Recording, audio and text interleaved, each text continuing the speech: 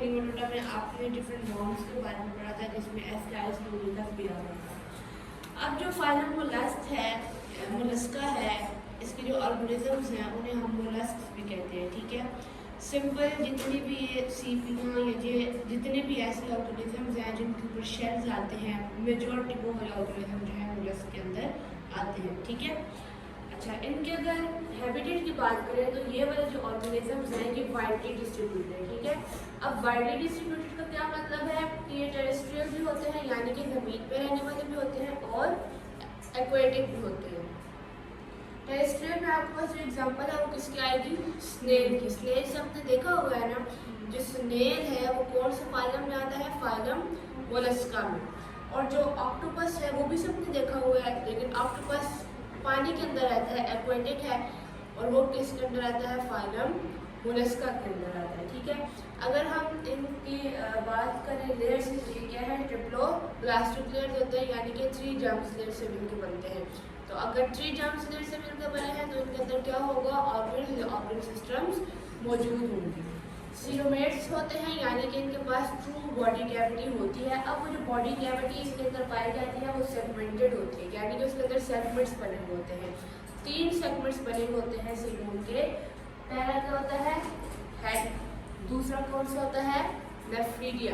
Nephridia वाला जो segment है उसका क्या काम है? नेफ्रीडिया नेफ्रॉन से निकला है, उसका काम होता है एक्सक्रीशन का। क्या काम होता है? इसके अलावा जो तीसरा सेगमेंट उसके अंदर आता है सीलोम के अंदर, वो क्या होते हैं? गोनेड्स यानी कि रिप्रोडक्शन भी इनके अंदर होती है। ये प्रॉपर ऑर्गन है ना, नेफ्रीडिया, गोनेड्स या हेड, ठीक है। उसके बाद आ जाते हैं सिमेट्री। अगर देखी जाए तो इनकी सिमेट्री क्या है? बायलेटरल सिमेट्री, यानी कि इनको हम 2 इक्वल हाफ्स में कट कर सकते हैं। बॉडी जो होती है वो अनसेगमेंटेड होती है यानी कि इनकी बॉडी के अंदर सेगमेंट्स नहीं बने हुए होते। अब सेगमेंटेड बॉडी कौन सी होती है पहले वो देख लेते हैं। आपने अर्थवर्म को देखा हुआ है ना, जिसे वक्त की जुबान में सम कीड़ा कहते हैं। अक्सर सावन के महीनों में डार्क ब्राउन कलर के वो कीड़े निकल होते हैं जमीन के अंदर से। तो उनकी बॉडी को अगर आप देखें, उनकी बॉडी के ऊपर ऐसे सेगमेंट्स बने हुए होते हैं। और क्या है कभी इसको बोलते हैं सेगमेंटेड बॉडी। क्या बोलते हैं? Segmented body. तो जो फाइलम मोलस्का है उनके ये जो ऑर्गेनिजम्स हैं इनकी बॉडी सेगमेंटेड नहीं होती है, अलबत्ता इनकी बॉडी को 3 पार्ट्स में डिवाइड किया गया है। कितने पार्ट्स में? हेड, वेंट्रल मस्कुलर फुट और dorsal visceral organ. Ventral muscular foot यानी कि उसका जो नीचे वाला पार्ट होता है जिसे हम फुट कहते हैं, जिसकी मदद से वो क्या करता है? चलता है। हेड आ गया उसका सर, और जो डॉर्सल विज़रल ऑर्गन है, डॉर्सल विज़रल ऑर्गन यानी कि उसके शरीर के अंदर जो ऑर्गन्स पाए जाते हैं उन्हें हम बोलते हैं डॉर्सल विज़रल ऑर्गन्स, ठीक है। अच्छा, अब अगर हम इसके शेल की बात करें, इसकी डिफेंस की बात करें, तो जितने भी आपके पास मोलस्क्स होते हैं फाइलम मोलस्का के अंदर, जितने भी ऑर्गेनिजम्स पाए जाते हैं, ज़्यादातर ऐसे ऑर्गेनिजम्स हैं जिनके ऊपर क्या होते हैं? शेल्स होते हैं। क्या होते हैं? सीपियाँ देखी हुई है ना, सीपियाँ, उनके ऊपर क्या होते हैं? शेल्स होते हैं। या वो जिनके अंदर से मोती निकल रहे होते हैं इस तरह, वो भी फाइलम मोलस्क के अंदर आते हैं, शेल्स जितने भी, ठीक है। अब वो जो शेल्स होते हैं वो क्या होते हैं? ग्लैंडुलर एपिथेलियल इन्वेलप होता है। जो ऊपर वाला शेल होता है वो एपिथेलियम से मिलकर बना होता है, जबकि उस शेल के अंदर एक हार्ड लेयर होती है जिसे हम क्या बोलते हैं? मेंटल। क्या बोलते हैं? और वो किससे मिलकर बनती है? कैल्शियम से। अब हमारे पास 2 तरह के शेल्स होते हैं, ठीक है। एक वो शेल होता है जो ग्लैंडुलर एपिथेलियल इन्वेलप के तौर पे काम करता है यानी कि वो एपिथेलियम से बना होता है, ज़्यादा हार्ड नहीं होता। और एक वो हार्ड शेल होता है जो किससे मिलकर बनता है? कैल्शियम से मिलकर बनता है, ठीक है। तो जो जितने भी आपके पास मोलस्क्स हैं उनके पास शेल या मेंटल या दोनों मौजूद होते हैं। आगे समझ आया था। अब नेक्स्ट आपके पास आ जाता है रेड्यूला। रेड्यूला क्या होता है? रेड्यूला इनका जो माउथ का पार्ट होता है, तो इनका जो माउथ है, माउथ को हम रेड्यूला कहते हैं, ठीक है। अब इनके पास टंग भी होती है और हॉर्नी टीथ कहते हैं कांटेदार, पतले पतले जिस तरह कांटे होते हैं ना छोटे छोटे, उस तरह के इनके पास दांत भी होते हैं। सर्कुलेटरी सिस्टम की बात करें तो सर्कुलेटरी सिस्टम ओपन होता है सिवाय एक ऑर्गेनिज्म के, उस ऑर्गेनिज्म का नाम है सेफेलोपोडा। अब ओपन कैसे होता है? एक आपके पास क्लोज्ड सर्कुलेटरी सिस्टम होता है, एक आपके पास ओपन सर्कुलेटरी सिस्टम होता है। कोई मुझे बता सकता है ओपन सर्कुलेटरी सिस्टम कौन सा होता है या क्लोज में क्या फर्क है? हम जो है हमारे अंदर क्लोज्ड सर्कुलेटरी सिस्टम है। क्यों? क्योंकि हमारा जो सर्कुलेटरी सिस्टम है वो हार्ट से लंग, लंग से हार्ट, फिर हार्ट से फुल बॉडी, ठीक है। 2 सेगमेंट्स है, पल्मोनरी और सिस्टमैटिक सर्कल है। इसके अलावा आपका जो सर्कुलेटरी सिस्टम है वो ओपन नहीं है, मतलब वो क्लोज है ना। एक प्रॉपर सिस्टम के अंदर क्या है? क्लोज है। इनका जो सर्कुलेटरी सिस्टम है वो ओपन है। ओपन कैसे है कि हर सेल तक ओपनली ब्लड पहुंच रहा है, ठीक है। मतलब क्लोज सिस्टम नहीं है इनके अंदर, किसी चैम्बर के अंदर क्लोज नहीं है, ठीक है।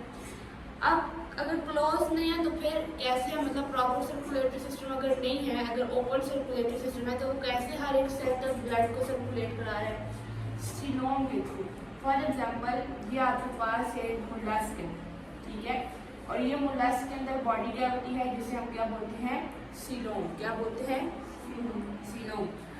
अब ये जो सीलोम होती है ये डिवाइड हुई होती है डिफरेंट पोर्शंस के अंदर, जिसे हम किसका नाम देते हैं? साइनोसिस का। किसका नाम देते हैं? साइनोसिस का।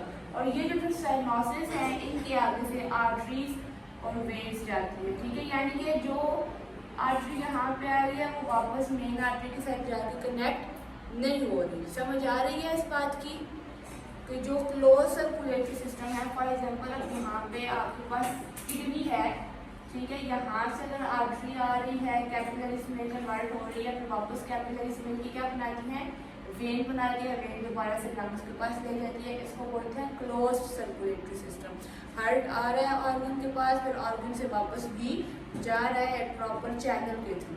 लेकिन यहाँ पे क्या है कि हर एक सेल के पास इंडिविजुअली क्या जा रहा है? ब्लड या ऑक्सीजन, मतलब सर्कुलेटरी सिस्टम जो है वो मूव कर रहा है। इनका जो ब्लड होता है उसका एक पिगमेंट होता है जिसका नाम होता है सीरोसायनिन, और ये ब्लू कलर का पिगमेंट होता है जिसकी वजह से इनका जो ब्लड है वो किस कलर में होता है? ब्लूइश कलर में होता है। हमारे ब्लड के अंदर कौन सा पिगमेंट है? हीमोग्लोबिन, जिसका क्या कलर होता है? रेड कलर होता है, जिसकी वजह से हमारा ब्लड क्या है? रेड कलर का है। जबकि इनके अंदर जो बॉडी ब्लड पिगमेंट पाया जाता है वो है हीमोसायनिन, ठीक है। और अगर डेवलपमेंट की बात करें तो इनकी डेवलपमेंट कैसे हो रही है? एक ट्रोकोफोर लार्वा, ठीक है, इनकी डेवलपमेंटल स्टेजेस में मतलब इनके अंदर रिप्रोडक्शन होती है और जो सेक्सेस होते हैं वो इंडिविजुअल होते हैं, मेल अलग होते हैं और फीमेल्स अलग होते हैं। जब स्पर्म और एग की फ्यूजन होती है, फर्टिलाइजेशन होती है, ज़ाइगोट, उसके बाद जो एक मेन स्टेज आता है वो कौन सा आता है? Trochophore larva.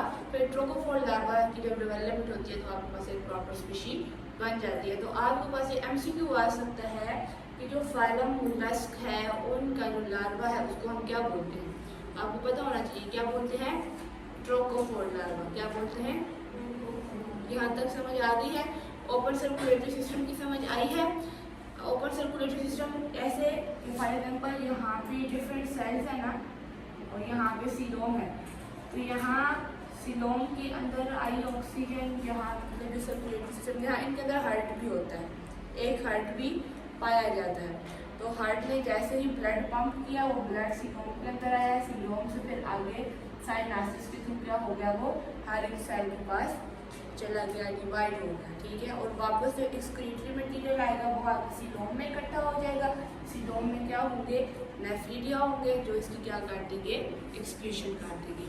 अब अगर आप ज़्यादा अच्छे से समझना चाहते हैं तो फिर इसकी एक वीडियो है circulatory system of phylum mollusc, उसको जब आप देखें तो आपको समझ आ जाएगा ओपन सर्कुलेटरी सिस्टम, ठीक है। अच्छा, अब आ जाते हैं इकोनॉमिक इम्पोर्टेंस के ऊपर कि जो फाइलम मोलस्क में पाए जाने जितने भी एनिमल्स हैं पाए जाने वाले, इनकी इकोनॉमिक इम्पोर्टेंस क्या है? बेटा ये हार्मफुल भी हैं और इनके बेनिफिट्स भी हैं। हार्मफुल कैसे हैं? फॉर एग्जाम्पल ऑक्टोपस है, पॉइजनस होता है, ठीक है। हमें बहुत सारे ऐसे एनिमल हैं जो क्या है? पॉइजनस हैं।